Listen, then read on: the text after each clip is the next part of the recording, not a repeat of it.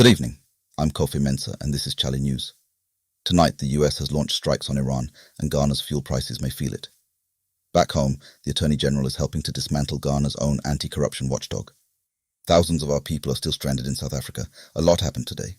Let's get into it.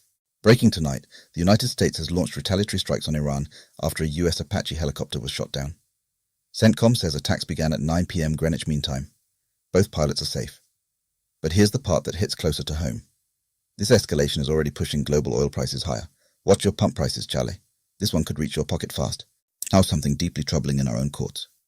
The Supreme Court is hearing a case that could strip the Office of the Special Prosecutor of its ability to independently prosecute corruption. Alarming enough on its own, but the Attorney General's office isn't defending the OSP. They're backing the challenge against it. Let that sink in. 14 civil society groups had to step in as friends of the court. Full breakdown on Chale.news.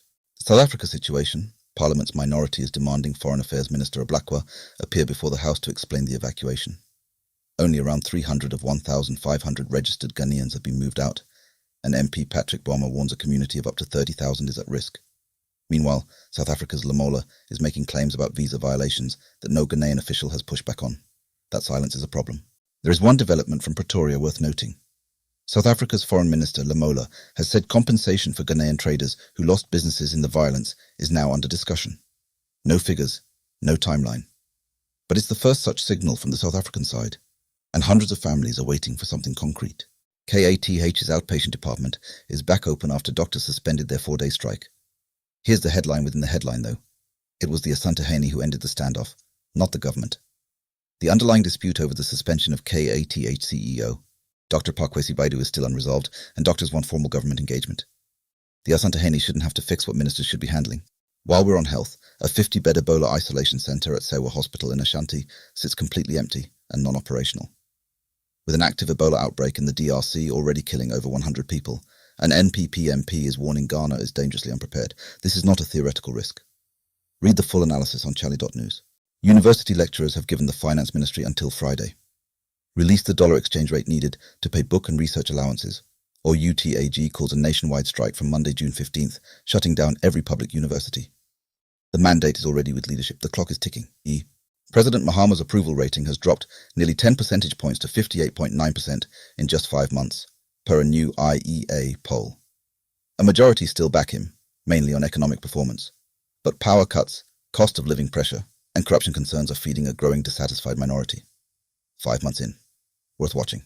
Ghana's government statistician is sounding an alarm. Rising food prices could undo the country's remarkable inflation drop, from 23.5% down to 3.7% in 18 months. Dr. Alhassan Idrisu is calling for serious investment in food production, storage and distribution before those gains are reversed. We worked hard for those numbers. Roads Minister Kwame Agbodza told Parliament's Economy Committee that the government has paid 13 billion Ghanaian cedis settling debts on road projects inherited from the NPP, many of which are still unfinished. No independent verification yet. But 13 billion Ghanaian cedis for roads you can't drive on is a number that demands answers.